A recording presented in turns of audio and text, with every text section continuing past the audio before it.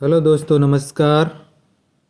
आज के वीडियो में हम इतिहास के 25 MCQ की श्रृंखला के तहत चौथा वीडियो सेट संख्या 4 पर बात करेंगे।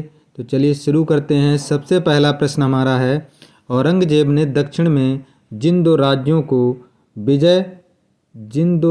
को विजय किया था वह राज्य कौन से थे? तो ये राज्य थे हमारे बीजापुर और गोलकुंडा। सी विकल्प सही हो जाएगा। जो मुगल सम्राट औरंगजेब का आधा इतिहास दक्षिण भारत को समर्पित है।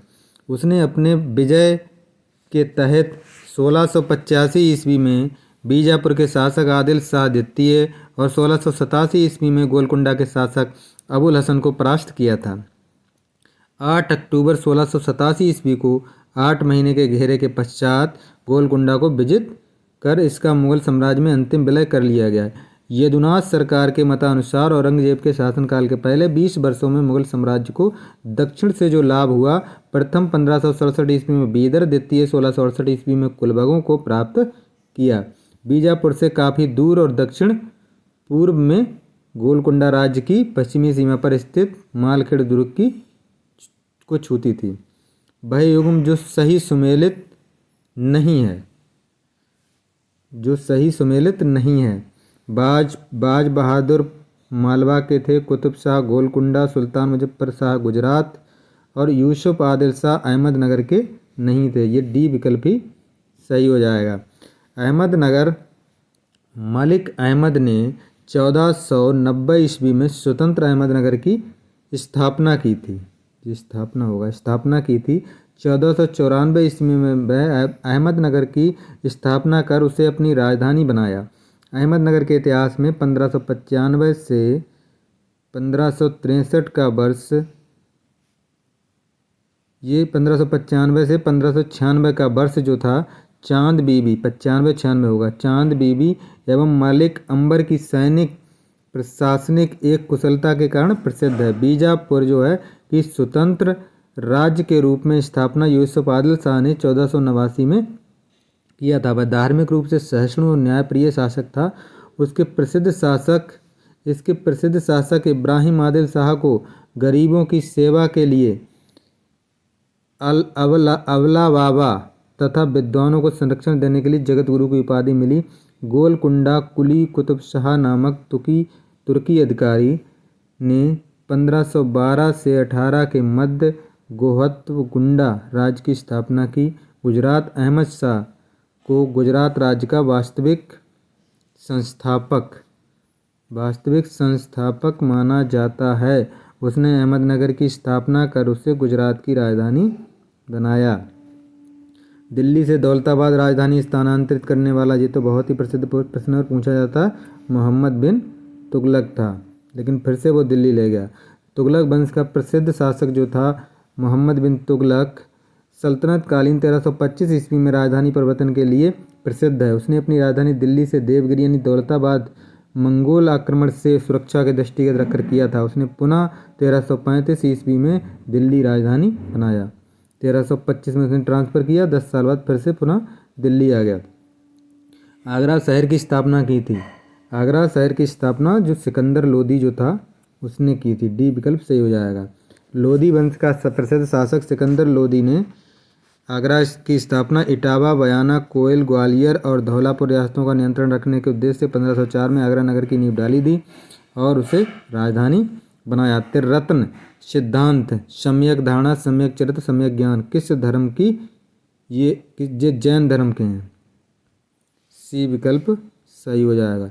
बौद्ध धर्म के त्रिरत्नों में बुद्धम शरणम गच्छामि, धम्मम और संगम, ये 3 हैं बौद्ध धर्म के। परंतु जैन धर्म में त्रिरत्न मूलभूत सिद्धांत हैं जिनका अनुशीलन कर्म फल से मुक्ति के लिए किया जाता है। ये हैं धर्म के त्रिरत्न: सम्यक धर्म दर्शन, सम्यक ज्ञान और सम्यक आचार।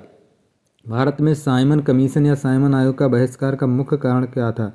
क्योंकि इसके सभी सदस्य अंग्रेज थे। हिंदुस्तान के किसी भी व्यक्ति को उसमें शामिल नहीं किया गया था।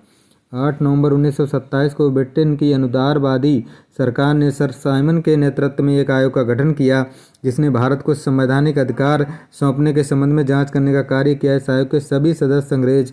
लॉर्ड विकरन हेड ने भारतीयों को इस आयोग में सम्मिलित न करने का ये कारण बताया कि भिन्न भिन्न होम राजनीतिक दलों से अत्यधिक मतभेद हैं और कहा कि यदि सभी दल मिलकर एक संविधान प्रस्तुत करें तो अंग्रेजी संसद उस पर विचार कर सकती है। था भारत में से साइमन गो बैक के नारे के साथ इसका विरोध किया गया। निम्नलिखित में कथनों का शंकराचार्य 8वीं शताब्दी के संत के बारे में कौन सा सही नहीं है। शंकराचार्य जी तो थे, उन्होंने भारत के विभिन्न क्षेत्रों में 4 धाम स्थापित किए, सही है। उन्होंने बौद्ध तथा जैन, ये भी सही है। सी वाला गलत हो जाएगा। उन्होंने प्रयाग को तीर्थराज नहीं बनाया था। शंकराचार्य ने 8वीं शताब्दी में भारत के विभिन्न भागों में 4 धामों की स्थापना की थी और उन्होंने बौद्ध एवं जैन धर्म के विस्तार पर रोक लगाई थी तथा उन्होंने वेदांत का प्रसार किया था। शंकराचार्य ने प्रयागराज को तीर्थराज नाम नहीं दिया था।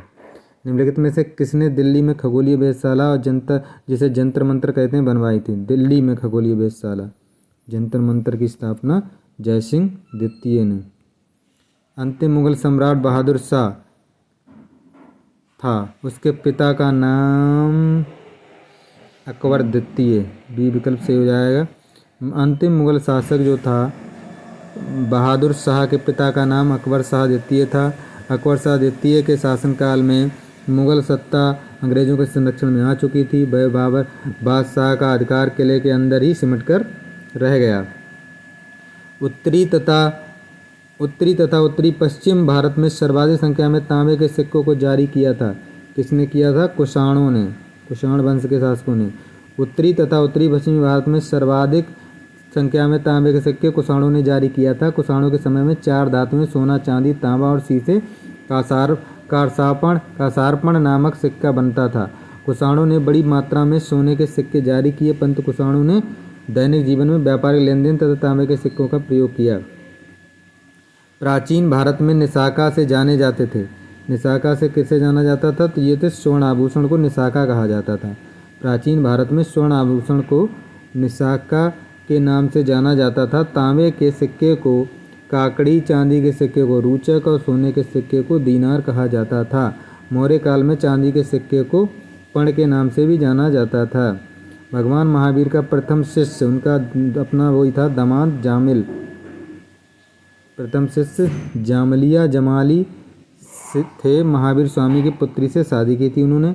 महावीर स्वामी ने 30 वर्ष की अवस्था में अपने बड़े भाई नंदीवर्धन की आज्ञा लेकर घर को त्याग दिया था। 12 वर्ष तक लगातार कठोर तपस्या एवं साधना के बाद 42 वर्ष की अवस्था में महावीर को जंबिक ग्राम के समीप रिजपालका नदी के किनारे एक साल के वृक्ष के नीचे ज्ञान प्राप्त हुआ था।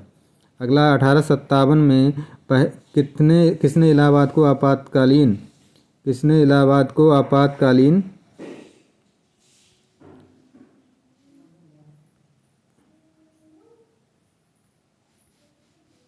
ये हो जाएगा हमारा 1857 में किसने इलाहाबाद को आपातकालीन मुख्यालय बनाया था? तो ये था लॉर्ड कैनिंग। 1857 में आपातकालीन मुख्यालय लॉर्ड कैनिंग ने बनाया था इलाहाबाद को। वह भारत की कंपनी द्वारा नियुक्त अंतिम गवर्नर जनरल और भारत का पहला वायसराय था। उसके समय में 1857 का महत्वपूर्ण ऐतिहासिक विद्रोह हुआ था। विधवा पुनर्विवाह अधिनियम कैनिंग के समय में ही पास हुआ था। न्याय दर्शन को प्रचारित किया था। किसने किया था न्याय दर्शन को? न्याय के कपिल मुनि थे, नहीं सॉरी गौतम मुनि थे। बी विकल्प से हो जाएगा। ये हो जाएगा इनका इस तरह से। गौतम ने न्याय का किया था। कपिल सांख्य, चारवाक, लोकायत, जमनी, पूर्व मीमांसा, ये दर्शन थे। सोनगिरी जहाँ 108 जैन मंदिर बने हुए किसके सन्निकट यानी किसके पास स्थित है? तो ये दतिया के पास स्थित है। सोनगिरी का मंदिर मध्य प्रदेश का दिल्ली मुंबई रेलवे स्टेशन सोनगिरी से लगभग 4.5 किलोमीटर दूर पर, दतिया से लगभग 15 किलोमीटर दूर पर पहाड़ियों में 108 मंदिर हैं। इनमें से कुछ मंदिर मध्यकालीन देवालय निर्माण कला के हैं जबकि कुछ बुंदेला स्थापत्य के नमूने हैं। जैनियों का प्रसिद्ध स्थल है गोविंद महल जो हिंदू वास्तुकला का अप्रतिम उदाहरण है। कहाँ स्थित है? गोविंद महल ग्वालियर में स्थित है मध्य प्रदेश के। वह प्राचीन स्थल जहाँ 60,000 मुनियों की सभा में महाभारत कथा तत् का वाचन किया गया। तो ये नैमिषारण्य होगा। डी विकल्प सही हो जाएगा। चुनारगढ़ में अनूप वेदिका जिनकी वे हैं, अनूप वेदिका है जिनकी वे हैं, क्या है ये हो जाएगा भर्तरी। किनकी हैं ये? भर्तरी की हैं। बौद्ध दर्शन के अनुसार विचार कीजिए, पुनर्जन्म नहीं होता है, पुनर्जन्म पे बौद्ध धर्म विश्वास करता है। आत्मा की सत्ता नहीं है, इसमें कौन सा हो जाएगा? ए गलत है परंतु आर सही है। डी विकल्प से हो जाएगा, आत्मा की सत्ता नहीं है, आत्मा की मान्यता नहीं दी है। बौद्ध दर्शन वैदिक दर्शन में विवेचित नित्य कूटस्थ शाश्वत आत्मत्व का खंडन करता है। उसके अनुसार आत्मत्व शाश्वत प्रभावशील और परिवर्तनशील है। बौद्ध दर्शन पुनर्जन्म और कर्म सिद्धांत की अवधारणा पर विश्वास करता है और सम्यक व्याख्या के पुनर्जन्म की अवधारणा को मानता है। निम्नलिखित में से किसने प्रतिपादित किया कि भाग्य ही सब कुछ निर्धारित करता है? आजीविकों ने किया था ये। सी विकल्प सही हो जाएगा। आजीव संप्रदाय के मक्खली गोसाल जो थे वो इसके प्रारंभ किया था उन्होंने। महावीर स्वामी के सहयोगी रहे। मक्खली गोसाल पूर्णतया नियतिवादी थे। उनके अनुसार मनुष्य के कर्मों के माध्यम से स्थिति नहीं सुधर सकती, वे भाग्यवादी थे। वो कहते थे भाग्य के अनुसार ही सब कुछ निर्धारित होता है। भगवान बुद्ध ने निम्नलिखित में से 4 आर्य सत्यों का प्रतिपादन किया। नीचे दिए गए कूट का सही प्रयोग कर उन्हें क्रम से लगाइए। तो क्रम से हो जाएगा दुख, दुख है, फिर दुख का कारण है, और ये हो जाएगा हमारा ADBC, ADBC ये हो जाएगा इस तरह से। भगवान बुद्ध को दुख में माना तार्किक, तो 4 आर्य सत्यों का प्रतिपादन किया। इसका क्रम है दुख का कारण, दुख का निरोध और दुख निरोध का मार्ग। निम्नलिखित में से कौन सत्यशोधक समाज की स्थापना की थी? ज्योतिबा फुले ने। बी विकल्प सही हो जाएगा। सत्यशोधक समाज के संस्थापक ज्योतिबा फुले थे, जिन्होंने भारत में निम्न जातीय लोगों को सामाजिक मानवीय अधिकार दिलाने का प्रथम प्रयास किया था। इनका जन्म 1827 ईस्वी में एक माली परिवार में हुआ था। ज्योतिबा फुले ने गुलामगिरी नामक पुस्तक की रचना की। फुले ने आधुनिक भारत के दलित आंदोलन की पृष्ठभूमि की तैयार कर उन्हें बीच में जागृत प्रचार प्रसार किया। वस्त्रों के लिए कपास की खेती का आरंभ सबसे पहले कहाँ किया गया था? तो ये किया गया था भारत में। अगला है हमारा भारत में जो सिंधु घाटी सभ्यता है, उससे ये यूरोपीय लोगों के भारत के लिए सिंडन शब्द का प्रयोग करते थे। मोहनजोदड़ो के प्राप्त पुरातत्व अवशेषों से सूती वस्त्र वहाँ का साक्ष्य मिले हैं। निम्नलिखित कथनों पर विचार कीजिए। मोहम्मद तुगलक की प्रतीक मुद्रा योजना असफल हुई। मोहम्मद तुगलक का मुद्रा निर्गमन पर उचित नियंत्रण नहीं था। तो इसमें कूट से सही चुनना है। तो ए और आर दोनों सही हैं और ये सही व्याख्या भी करता है, तो ए विकल्प सही हो जाएगा। चाणक्य अपने बचपन में किस नाम से जाने जाते थे? चाणक्य के बचपन का नाम था विष्णुगुप्त। सी विकल्प सही हो जाएगा। चाणक्य कौटिल्य इनके नाम थे, चाणक्य कौटिल्य और विष्णुगुप्त।